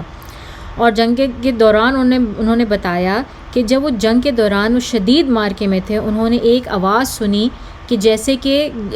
کوڑے کی آواز ہوتی ہے، جو وپ ہوتی ہے اس کی، کوڑا آپ اگر کسی کو ماریں تو اس کی ایک بڑی تیز سی آواز آتی ہے. تو ان کو وہ کوڑے کی آواز سنائی دی، اور آواز سنائی دی آگے بڑھو خیزوم. عربک میں کسی نے کہا آگے بڑھو خیزوم. اب خیزوم کون تھا؟ خیزوم غالباً کسی جانور کا نام تھا، جو کہ کسی ملائکہ کے جانوروں میں سے کسی جانور کا نام ہے خیزوم، جس کے اوپر وہ بیٹھے ہیں، ان کے جو گھوڑے ہیں. اور کیونکہ اس وقت وہاں کا یہ نارم تھا، وہ نہ صرف انسانوں کے بلکہ جانوروں کے، پودوں کے، درختوں کے، پہاڑوں کے، ہر ایک کو نام دیا کرتے تھے. تو یہ بھی اسی طرح سے ہے. اور جیسے ہی مشرک سے لڑ رہے تھے، انہوں نے جیسے ہی اپنا ہاتھ اٹھایا تلوار کے ساتھ، دیکھا کہ اس کی ناک کٹ کے گر چکی آلریڈی سامنے والے مشرک کی. تو یہ بڑی حیران کن بات تھی کہ ابھی انہوں نے ہاتھ اٹھایا تلوار لے کے اور انہوں نے وار نہیں کیا اور ناک کٹ کے گر پڑی. اور بیک گراؤنڈ میں کیا ہو رہا ہے کہ انہیں یہ وپ کی آواز آئی، اور ساتھ میں جو ہے یہ آواز آئی کہ آگے بڑھو خیزوم. تو اس کا مطلب تھا یہ، مطلب مسلمانوں کو صرف سنائی دے رہا تھا اور دکھائی نہیں دے رہا تھا، لیکن ایسا ہو رہا تھا ان کے ساتھ کہ وہ کہتے تھے وہ ایک کسی کے ساتھ بڑے شدید مارکے میں لڑائی کر رہے ہیں، لیکن اس سے پہلے کہ وہ بالکل جسے کہتے ہیں نا آخری وار کرتے، اس سے پہلے وہ بندہ ایسے مر جایا کرتا تھا. تو جب بعد میں انہوں نے رسول صلی اللہ علیہ وسلم کو یہ بات سنائی، یہ ابن عباس سے مروی ہے، یہ وہ اپنا ایکسپیرینس جو ہے انہوں نے بعد میں آ کے جب یہ رسول صلی اللہ علیہ وسلم کو بتایا تو انہوں نے کہا کہ تم نے سچ کہا، اللہ نے اس فرشتے کو تیسرے آسمان سے مدد کے لیے بھیجا تھا اس صحابی کی. اچھا، تو جب عباس رضی اللہ تعالیٰ عنہ کو قیدی کے طور پر لایا گیا نا بدر کے بعد، تو عباس رضی اللہ تعالیٰ عنہ کے بارے میں ہم نے پہلے ہی بات کی تھی کہ بڑے لہیم شہیم شخص تھے، اور جو انصاری ان کو پکڑ کے لا رہا تھا وہ بہت چھوٹا سا تھا، اور وہ بہت دبلا پتلا اور چھوٹا سا تھا ان کے مقابلے میں. اور عباس رضی اللہ تعالیٰ عنہ بہت ہی غصے میں تھے. جیسے ہی ان کو رسول صلی اللہ علیہ وسلم کی خدمت میں لایا گیا، انہوں نے کہا، ادھر ادھر دیکھتے ہی وہ عباس رضی اللہ تعالیٰ عنہ ادھر ادھر دیکھ رہے ہیں نا، کسی کو جیسے ڈھونڈ رہے ہیں کہ وہ مسلسل ڈھونڈے جا رہے ہیں. اور یہ انصاری جو تھا یہ بڑے جوش میں کہہ رہا ہے، دیکھیں میں نے پکڑ لیا ان کو، اور میں نے ان کو پکڑا اور یہ سب کیا. تو عباس رضی اللہ تعالیٰ عنہ نے غصے میں کہا کہ میں پہلے ہی بتا دوں کہ مجھے اس شخص نے نہیں پکڑا ہے، یہ وہ شخص نہیں ہے مجھے جس نے پکڑا، بلکہ مجھے جس نے پکڑا تھا وہ بہت خوبصورت، بہت اونچا، لمبا چوڑا، اور اس کے بال بیچ میں سے مانگ نکلی ہوئی تھی، اور وہ بڑا ہی خوبصورت ادلج گھوڑے پر سوار تھا. ادلج جو ہے وہ ایک خاص قسم کا گھوڑا ہے جس میں سفید اور سیاہ دونوں رنگ ہوتے ہیں، اور یہ بہت خوبصورت نسل گھوڑوں کی مانی جاتی ہے. تو وہ مطلب عباس رضی اللہ تعالیٰ عنہ پورا کا پورا ایکسپلین کر رہے ہیں کہ وہ اتنا خوبصورت لمبا چوڑا آدمی تھا، اس نے بیچ میں سے مانگ نکالی ہوئی تھی، اور وہ ادلج گھوڑے پر سوار تھا، اس نے مجھے پکڑا تھا، اور لیکن اب وہ مجھے کہیں نظر نہیں آتا. لیکن یہ جو انصاری تھا یہ بضد تھا کہ نہیں نہیں نہیں، ان کو تو میں نے پکڑا ہے، ان کو تو میں پکڑ کے لایا ہوں، یہ تو ایسے ہی بول رہے ہیں، کوئی نہیں تھا وہاں پر اس طرح کا، ان کو میں پکڑ کے لایا ہوں. تو اس سے ہمیں پتہ چلتا ہے کہ عباس رضی اللہ تعالیٰ عنہ نے ان جو اینجل تھے، وہ جو ملک تھے ان کے ساتھ، وہ ان کو دیکھ رہے تھے جبکہ اس انصاری کو نظر نہیں آ رہے تھے، اور اس ملک نے پوری مکمل طور پر ان کی مدد فرمائی، جو کہ اس انصاری کو پتہ بھی نہیں تھا. تو رسول صلی اللہ علیہ وسلم نے اس انصاری سے کہا، تم خاموش رہو، اللہ نے ملک الکریم اعلیٰ ترین فرشتے کو تمہاری مدد کے لیے بھیجا تھا، اور اللہ نے تمہاری مدد فرمائی ہے. تو رسول صلی اللہ علیہ وسلم نے ان لوگوں کے بارے میں جنگ سے قبل ہی لوگوں کو کہہ دیا تھا نا کہ ان کو مارنا نہیں ہے. ایک تو یہی تھے حضرت عباس رضی اللہ تعالیٰ عنہ، اور دوسرے تھے ابو البختری. لیکن ابو البختری جو ہیں وہ پھر بھی مارے گئے، اس جنگ میں وہ قتل ہو گئے. عباس رضی اللہ تعالیٰ عنہ جو ہے وہ بن گئے تھے ان کے قیدی. ایک اور صحابی سے مروی ہے، انہوں نے کہا کہ ان کے والد اس جنگ میں تھے، اور وہ بتاتے تھے کہ انہوں نے تلوار اٹھائی ایک مشرک کو مارنے کے لیے، اور اس سے پہلے کہ وہ وار کرتے وہ مشرک زمین پر کٹ کر گر گیا، اور اس کے جسم پر تلوار کے نشان تھے، اور انہیں بھی مارنے والا نظر نہیں آیا، مگر انہیں معلوم تھا کہ وہ اللہ کی طرف سے مدد دیے گئے. متعدد صحابیوں نے یہ بات رپورٹ کی اور اس بات کو ایکنالج کیا کہ وہ تنہا نہیں لڑ رہے تھے، ان کے ساتھ کوئی اور لڑ رہا تھا۔ ابھی تک ہم جو ہیں وہ رسول صلی اللہ علیہ وسلم کی آرمی اور اس کے اندر کی بات کر رہے ہیں، ٹھیک ہے۔ حدیث ہے مسند ابن الحاکم میں، زبیر بن عوام جو رسول صلی اللہ علیہ وسلم کے کزن تھے اور جن کو رسول صلی اللہ علیہ وسلم اپنے حواری ہونے کا لقب دیا ان کو، تو جنگ بدر کے دوران زبیر بن عوام نے پیلے رنگ کی پگڑی پہنی ہوئی تھی اور یہ بہت زبردست قسم کے جنگجو تھے، تو ان کی یہ پیلے رنگ کی پگڑی بڑی مشہور تھی۔ انہوں نے یہ پیلے رنگ کی پگڑی پہنی ہوئی تھی اور بہت ہی خوبصورت اور بہادر اور جنگجو جوان سمجھے جاتے تھے۔ تو ان کو جو ہے امیٹیٹ کرنے کے لیے تمام ملائکہ جو آئے انہوں نے بھی پیلے رنگ کی پگڑیاں پہنی ہوئی تھیں، یعنی کہ جتنے ملائکہ اللہ تعالیٰ نے بھیجے ان کا بھی ایک یونیفارمٹی ان میں جو چیز تھی وہ یہ تھی کہ ان سب نے پیلے رنگ کی پگڑیاں پہنی ہوئی تھیں، حالانکہ ان کا لباس، حتیٰ کہ لباس بھی ان کی طرح کا تھا۔ اور سبحان اللہ، یہ ان کے لیے ایک بہت بڑا آنر ہے کہ 1000 ملائکہ جو رسول صلی اللہ علیہ وسلم کی دعا پر مدد کے لیے اترے، ان کو خود اللہ تعالیٰ نے چنا اور وہ زبیر بن عوام کے گیٹ اپ میں وہاں پر آئے۔ لیٹر آن ایک بار رسول صلی اللہ علیہ وسلم فرماتے ہیں کہ جبرائیل الامین جو ہے وہ میرے پاس آئے اور پوچھا، اور یہ حدیث صحیح بخاری میں موجود ہے، کہ آپ صلی اللہ علیہ وسلم کا اور مسلمانوں کا کیا خیال ہے ان لوگوں کے بارے میں جنہوں نے جنگ بدر میں حصہ لیا؟ تو رسول صلی اللہ علیہ وسلم نے فرمایا کہ ہم سمجھتے ہیں کہ وہ ہم میں سب سے بہتر ہے، تمام مسلمانوں میں ان کا رینک سب سے ہائی ہے، وہ سب سے بہتر ہے۔ جبرائیل علیہ السلام نے فرمایا کہ جن ملائکہ نے بدر میں حصہ لیا تھا، ہم بھی یہی سمجھتے ہیں کہ وہ سب سے بہترین ہیں۔ اس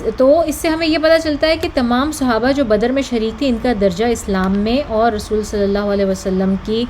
سامنے بھی بہت بلند ہے، اور اس سے یہ بھی پتہ چلتا ہے کہ ان ملائکہ کا درجہ بھی جو ہے وہ شدید، مطلب تمام تر ملائکہ میں ان کی بھی درجہ بندی ہے اور ان میں ان کا درجہ بہت بلند ہے۔ ایک چیز سوچنے والی ہے جو میں سوچتی ہوں اکثر، اور میرا خیال ہے کہ کسی نہ کسی کے ذہن میں بھی آئی ہوگی، کہ اللہ تعالیٰ کو 1000 فرشتے بھیجنے کی کیا ضرورت تھی؟ ایک فرشتہ بھی کافی تھا۔ جیسے کہ ہم جانتے ہیں جب لوط علیہ السلام کی قوم پہ عذاب آنا تھا تو حضرت جبرائیل علیہ السلام آئے تھے اور انہوں نے اپنے پر کے ایک کونے سے زمین کے اوپر ٹیپ کیا تھا، اور ان کا پوری کی پوری جو بستی تھی، ان کا جو شہر تھا، وہ کئی فٹ ہوا میں اچھل کے پلٹ کے واپس زمین پر گر گیا تھا،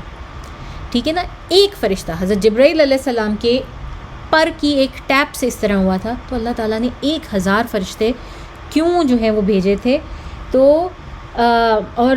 جبکہ جبرائیل علیہ السلام کے بارے میں ہمیں یہ بھی معلوم ہے کہ وہ اتنے بڑے ہیں، اتنے ہیوج ہیں، ان کے 700 پر ہیں کہ وہ پورا کا پورا ہورائزن کور کر دیتے ہیں، اور رسول صلی اللہ علیہ وسلم نے ان کو ان کی اصل حالت میں دیکھا ہے، مگر سٹل اللہ تعالیٰ نے ان کو ہیومنلی فارم میں بھیج رہے ہیں، اور ان کے ساتھ 9999 فرشتے مزید بھی بھیج رہے ہیں۔ تو اس کا بہت ہی سمپل جواب جو قرآن و سنت سے سمجھ میں آتا ہے نا، اور آپ بار بار سٹوریز پڑھیں تو، کہ ہمیں کچھ بھی نہ بغیر مانگے نہیں ملتا۔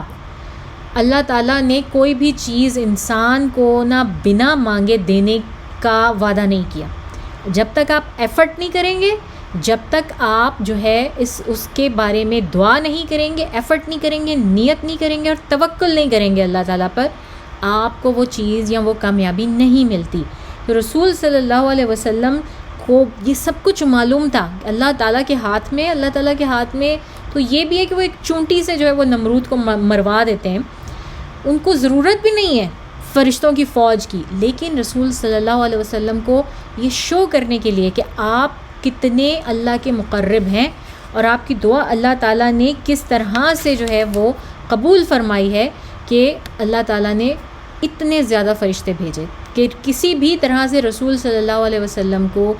یہ شک باقی نہ رہے کہ انہیں فتح نہیں ملے گی، مسلمانوں کو فتح نہیں ملے گی، یا وہ ختم کر دیے جائیں گے کسی بھی طرح سے، یا اللہ تعالیٰ ان کے پیچھے نہیں کھڑا۔ اللہ تعالیٰ نے ان کی اس طرح سے جو ہے اللہ تعالیٰ نے اتنے سارے فرشتوں سے مدد فرمائی، ورنہ اللہ تعالیٰ کو تو سزاوار ہے، وہ صرف ایک ہوا بھیج دیتے، وہ صرف جو کہ ہم آگے کی کئی ہم دیکھیں گے جنگ خندق میں ایسا ہوا تھا کہ آندھی صرف اور صرف ہوا نے جو ہے وہ کام کیا تھا اپنا.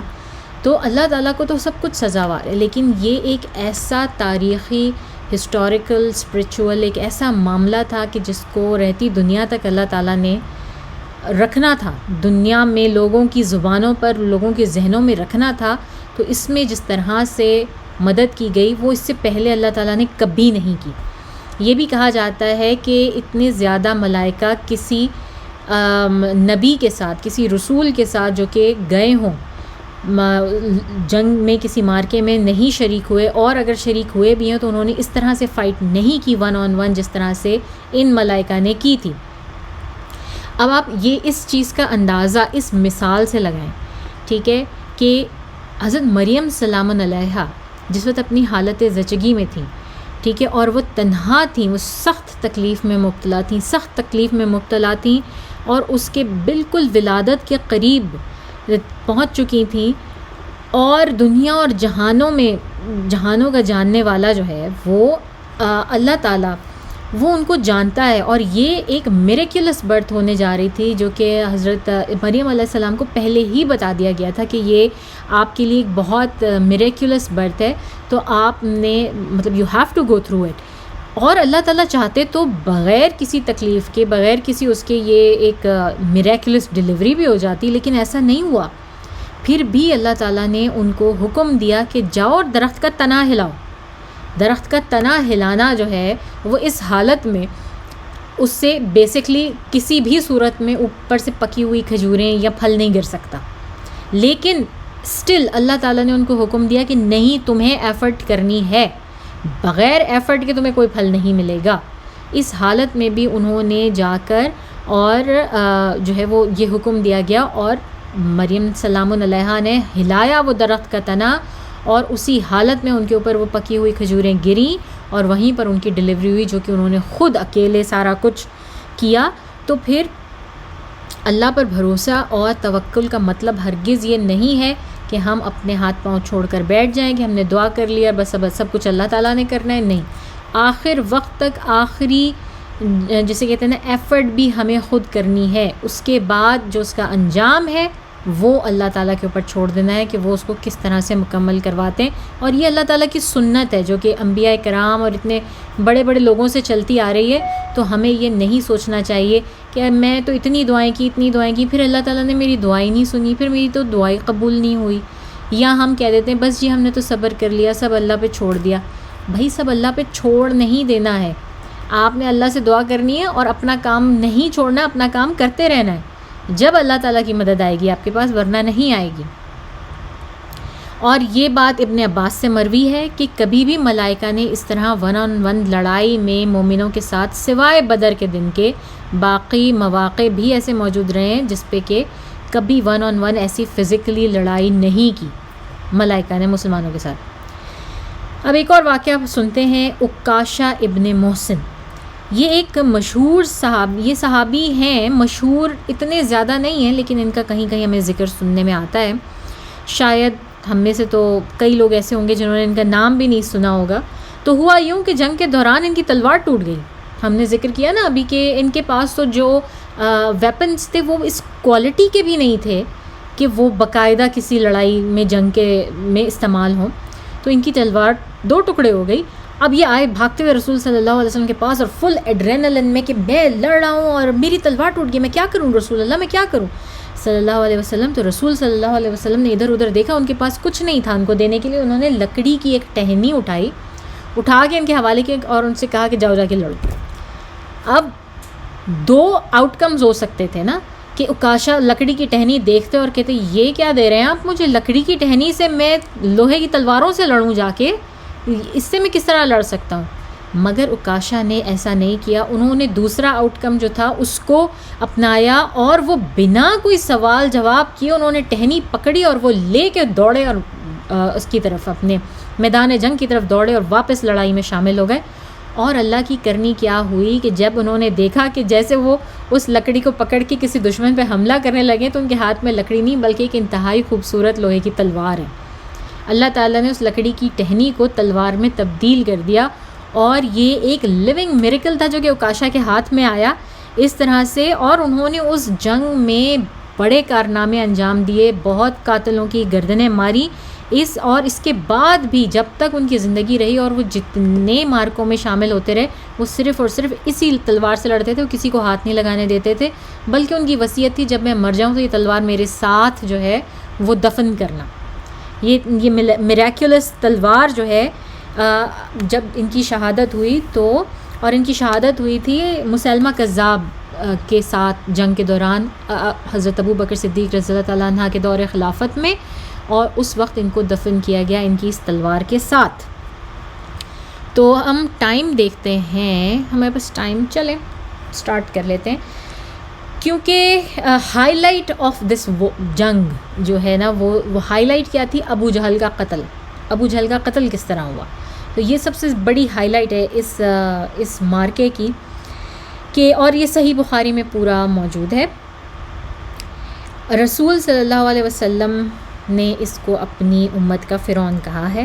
اور اس کا قتل 2 کم سن لڑکوں کے ہاتھوں میں ہوا، اور یہ بھی اللہ کی طرف سے آن پرپز تھا، یہ بھی ایک اشارہ تھا کہ جو شخص اپنے غرور کی وجہ سے کسی کو اپنے سامنے بولنے نہیں دیتا تھا، کسی کو اپنے سامنے ٹکنے نہیں دیتا تھا، اس کا غرور اللہ تعالیٰ نے مٹی میں ملایا، اور اس کا قتل ایسے لوگوں کے ہاتھوں ہوا جن کا نام و نشان بھی نہیں معلوم تھا، اس کو خود ان کے نام بھی نہیں پتہ تھے، ٹھیک ہے نا، اور بالکل کم حیثیت، کم عمر، کم عقل لوگوں کے ہاتھوں اس کا قتل کروایا اللہ تعالیٰ نے۔ یہ کہانی عبد الرحمن بن عوف سے مروی ہے اور صحیح بخاری میں موجود ہے، کہ اور وہ اس کے آئی وٹنس بھی ہیں، عبد الرحمن بن عوف، ٹھیک ہے۔ وہ کہتے ہیں کہ میدان جنگ کے دوران میں چاہ رہا تھا کہ میں جہاں پہ لڑوں تو میرے ارد گرد کوئی ایسے بہادر لڑنے والے ہوں، اس سے بندے کو تھوڑی سی سپورٹ رہتی ہے کہ میرے ارد گرد اگر کوئی بہت بہادر لڑنے والے لوگ ہیں تو اس سے بندے کو خوب سپورٹ رہتی ہے۔ تو کہتے ہیں لیکن جب میں نے دیکھا میری دائیں طرف بھی ایک چھوٹا سا جو ہے وہ ایسا لگتا تھا 16-17 سال کا نوجوان ہے، اور میری بائیں طرف بھی ایک 16-17 سال کا نوجوان اسی طرح، اور یہ دونوں آپس میں دوست تھے، اور ان کی آپس میں کوئی مقابلے بازی چل رہی تھی، دونوں جس طرح آپس میں دوستوں کی ہوتی ہے نا کہ اچھا تم یہ کر کے دکھاؤ، اگر تم میں بڑا زور ہے تم فلانی چیز کر کے دکھاؤ، یا ہم اس بات پہ بیٹ لگا لیتے ہیں، اسی طرح ان لوگوں کی کوئی بیٹ چل رہی تھی آپس میں ان دونوں دوستوں کی، ٹھیک ہے۔ یہ ابھی پوری طرح ان کی مونچھیں داڑھی بھی نہیں نکلی ہوئی تھیں ان لڑکوں کی، اور بالکل بچے ٹین ایجر کی طرح سے جو ہے وہ دیکھنے میں لگ رہے تھے، جسے ہم آج کل ہم جن کو ٹین ایجر کہتے ہیں۔ تو کہتے ہیں ان میں سے ایک اور کچھ دیر کے بعد نا ان میں سے ایک نے مجھے ایسے جیسے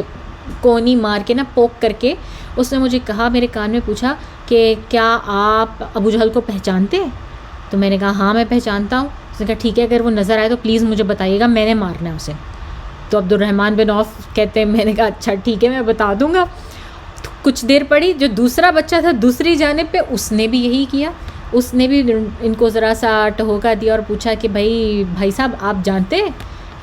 ابو جہل کو جانتے ہیں؟ ہم نے سنا ہے کہ اس نے رسول صلی اللہ علیہ وسلم کے ساتھ بڑی بدتمیزی کی ہے، بڑی زیادتی کی ہے، تو ہم نے بیٹ لگائی ہے، ہم نے اسے مارنا ہے، میں نے مارنا ہے اسے، آپ جہاں مجھے آپ کو وہ نظر آئے آپ اشارہ کر دیں، مجھے بتا دیں کہ یہ ابو جہل ہے۔ ہم نے کیونکہ ظاہر ہے یہ انصاری لڑکے تھے، یثربی لڑکے تھے، انہوں نے پہلے سے نہیں دیکھا ہوا تھا ابو جہل کو، تو یہ نہیں جانتے تھے، شکلاً اس کو پہچانتے نہیں تھے ابو جہل کو۔ تو اچھا جی، اب کیا ہوا کہ کچھ دیر کے بعد جو ہے نا ایسا ہوا کہ میں نے ان دونوں کو کہہ دیا کہ میں بتا دوں گا کہ تمہیں، ابھی میں یہ کہہ کر اپنی پوزیشن پہ واپس گیا اور لڑ ہی رہا تھا کہ میں نے دیکھا کہ کچھ دور ایک ذرا سے ٹیلے کے اوپر جو ہے نا وہ ابو جہل کھڑا ہوا ہے۔ تو جیسے ہی مجھے درختوں کے جھنڈ میں ایک ٹیلے کے اوپر ابو جہل کھڑا دکھائی دیا، میں نے اس کو دیکھ کر ان دونوں بچوں کو چلا کر کہا کہ وہ رہا تمہارا صاحب جس کو تم ڈھونڈ رہے تھے، وہ ہے وہ بندہ، وہ ہے ابو جہل۔ تو اسی طرح جیسے ہی میں نے یہ کہا یہ دونوں ایسی تیزی سے بھاگے اپنی تلواریں لے کر کہ یہ بس ان میں سے پہلے جیسے کون پہنچ جائے نا، ریس لگا رہے ہیں ایک دوسرے سے، انتہائی تیزی سے بھاگے۔ ان میں سے ایک جو تھا نا وہ اس کو لگا کہ وہ ان ٹائم ابو جہل تک پہنچ نہیں سکے گا، تو اس نے کچھ دور سے لانگ جمپ لگا دی اپنی تلوار سمیت، اور اس سے یہ ہوا کہ ابو جہل کی ایک ٹانگ کٹ کے دور جا گری، اور اس کے بارے میں یہ کہا جاتا ہے کہ اس طرح کٹ کے دور جا کے گری کہ جس طرح سے اگر آپ نے وہ دیکھا ہو نا کہ اگر آپ کوئی چیز پیس رہے ہیں، آپ دانے پیس رہے ہوں تو پیستے پیستے ان میں سے ایک دانہ ایسے پھش کر کے بالکل نکل کے جا کے جو ہے نا وہ دور چلا جاتا ہے، اس طرح سے اس کی ٹانگ جو ہے وہ دور جا کے گری. اور یہ دیکھ کر اکرمہ بن ابی جہل، جو کہ بعد میں جو ہے وہ صحابی رسول بھی بن جاتے ہیں، اس وقت جو ہے وہ قریش کی طرف سے لڑ رہے ہیں، اکرمہ ابو جہل کے بیٹے ہیں. وہ انہوں نے دیکھا کہ ان کے والد کے اوپر حملہ ہو گیا ہے، تو انہوں نے اپنی تلوار سے فوراً اس لڑکے کے اوپر حملہ کیا اور اس کا بازو کاٹ دیا، اور پورا کا پورا بازو، رائٹ ہینڈ جس میں تلوار پکڑی ہوئی تھی وہ کاٹ دیا، یہاں تک کہ وہ صرف اور صرف ایک باریک سی ٹینڈن کے ساتھ، یا شاید کسی کسی مسل کے ساتھ یا کسی اسکن جو ہے نا اس کے ساتھ جڑا ہوا تھا اور لٹک رہا تھا سائڈ پہ. اور یہ لڑکا اس عمر میں اتنا بہادر تھا کہ اس کا خود کا کہنا تھا کہ مجھے جو ہے نا وہ مجھے بازو نے تنگ کرنا شروع کر دیا، لٹکا ہوا تھا میرے ساتھ اور مجھے لڑنے نہیں دے رہا تھا، تو اس نے اپنا پاؤں رکھا اپنے اس بازو کے اوپر اور اس کو پکڑ کے کھینچ دیا، لائک یینکڈ آؤٹ ہز اون آرم، پوری کا پورا بازو جو ہے نا اس نے اس طرح توڑ دیا. اور باقی کی پوری لڑائی اس بچے نے الٹے ہاتھ سے لڑی تلوار سے، اور اس کے بعد اس نے دوبارہ مقابلہ بھی کرتا رہا. ٹھیک ہے. اور جو دوسرا تھا، ان لڑکوں کا فوکس جو ہے وہ، اب یہ لڑکے ہم ان کے بارے میں بات کریں گے کہ یہ کون ہے. ٹھیک ہے. اب بات یہ تھی کہ یہ دونوں لڑکے جس طرح سے بھاگے،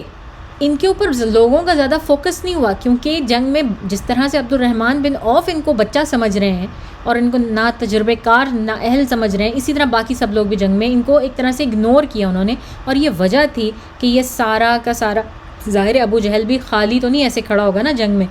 اس کے گرد بھی گارڈز کا پہرا ہوگا، جس طرح اس کا اپنا بیٹا ان کے ساتھ تھا. تو ان سب نے ان کو اگنور کیا، اور یہ اس وجہ سے، یہ اپنی اس عمر کی وجہ سے، ایک تو ان میں پھرتی بہت تھی، ان کو اس طرح اگنور کیا گیا، یہ ابو جہل تک پہنچنے میں کامیاب ہو گئے اور اس کے اوپر وار پہ وار کیا، ٹانگ اس کی کاٹ دی پوری طرح، اور اس کو بہت انہوں نے ٹھیک ٹھاک جو ہے نا اس کو شدید زخمی کر دیا اور وہ زمین پہ گر پڑا. میں سے ایک لڑکا جن کا نام ہمیں پتہ چلتا ہے وہ ہے معاذ ابن عمرو الجموع، معاذ بن عمرو بن جموع. تو یہ جو تھا ان دونوں میں سے ایک. اور جو دوسرا تھا وہ تھا معوذ بن افرا، یہ وہ بچہ تھا جو کہ مبارزے کے لیے بھی کھڑا ہو گیا تھا، افرا کا بیٹا معوذ، یہ وہ تھا. تو یہ دونوں دوست تھے، اور اس طرح سے انہوں نے جو ہے وہ ابو جہل کو مارنے کا صلہ جو ہے وہ ان کے کندھوں پر ہے. مگر ان میں سے معاذ جو ہے وہ زندہ رہے، جن کا ایک ہاتھ کٹ گیا تھا، اور وہ اپنے ایک ہاتھ کے ساتھ غالباً جو ہے وہ حضرت علی کے دور تک شاید جو ہے وہ زندہ رہے، اور اس کے بعد وہ نیچرل کازز کی وجہ سے ان کی ڈیتھ ہوئی. معاذ بن عمرو بن جموع جو ہے ان کا باپ بنو سلمہ کے لیڈر میں سے تھا، جن کی شہادت بیت العقبہ ثانیہ کے دوران ہوئی تھی.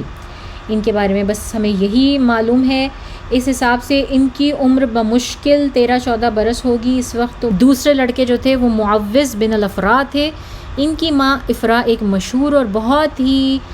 نیک اور پرہیزگار خاتون تھیں، بہت دینی خاتون مشہور تھیں، اتنی کہ ان کے بچوں کے ساتھ ان کا نام لگایا گیا. اور معوذ کے بارے میں ہم نے بتایا کہ یہ مبارزے میں بھی آئے تھے، اور معوذ تھے جو کہ شہید ہوئے اس جنگ میں. اور انفیکٹ اس جنگ بدر کے دنوں میں سلمہ افرا کے گھر میں ہی موو ان ہو گئی تھیں، اور یہ ایک دوسرے کو کمفرٹ اور سیکیورٹی دیتی تھیں. الافرا کے 3 بیٹے تھے، جن میں سے 2 اس جنگ میں شہید ہوئے. معوذ ان میں سے ایک ہیں، اور معوذ کی تلوار بھی ابو جہل کو زخمی کر گئی تھی. جسم کے کسی حصے پر یہ ہمیں نہیں معلوم کہ معوذ کی تلوار سے وہ کس طرح سے زخمی ہوا ابو جہل، لیکن بہرحال یہی 2 فیٹل بلوز تھے جن کی وجہ سے ابو جہل کو لیٹر آن مرنا تھا. یک کے بعد دیگرے ابو جہل پر حملہ کر کے یہ دونوں رسول صلی اللہ علیہ وسلم کے پاس دوڑتے ہوئے گئے ایکسائٹمنٹ میں، اور انہوں نے بتایا یا رسول اللہ ہم نے ابو جہل کو مار دیا، یا رسول اللہ ہم نے ابو جہل کو مار دیا ہے. تو اور ایک ہی وقت میں پہنچے اور انہوں نے آپس میں لڑنا شروع کر دیا کہ میں نے مارا. اس نے کہا نہیں میں نے مارا، اس نے کہا میں نے مارا. تو رسول صلی اللہ علیہ وسلم نے کہا اچھا ٹھیک ہے مجھے اپنی تلواریں دکھاؤ. دونوں نے تلواریں دکھائیں، دونوں کے اوپر خون لگا ہوا تھا. تو رسول صلی اللہ علیہ وسلم نے کہا نہیں تم دونوں نے مارا ہے، بے شک تم دونوں نے مار دیا. ابو جہل کو. تو اس طرح سے معاذ کی ابو جہل کی جو تلوار اور زرہ جتنا بھی وہ چیزیں تھیں وہ معاذ کو ملی کیونکہ وہ ہی بچے تھے. اور by the end of this war Muawwiz کی جو ہے وہ شہادت ہو چکی تھی, تو ان کے حصے کی بھی جو چیزیں تھیں وہ معاذ کو مل گئیں. ٹھیک ہے,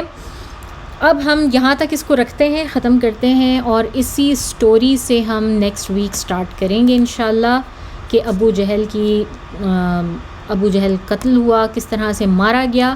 کس طرح سے ان دونوں بچوں نے مارا, اور بعد میں کس طرح سے گواہی لی رسول صلی اللہ علیہ وسلم نے اس کے قتل کی, کیونکہ ابھی بھی وہ پوری طرح قتل نہیں ہوا ہے, اس میں تھوڑی سی جان باقی ہے. اور یہ ہم دیکھیں گے کہ لیٹر آن آخر میں کون سے صحابی آئے جنہوں نے اس کا فائنل بلو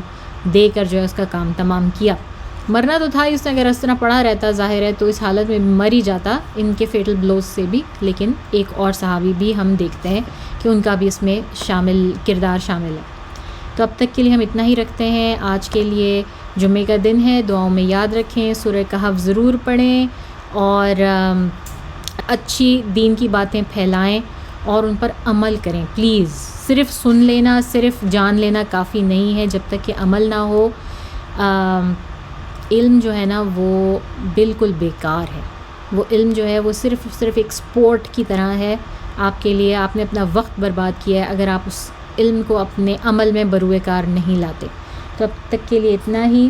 وآخر الدعوانا ان الحمد للہ رب العالمین. سبحانک اللہم نشہد ان لا الہ الا انت نستغفرک ونتوب الیک. السلام علیکم ورحمۃ اللہ وبرکاتہ.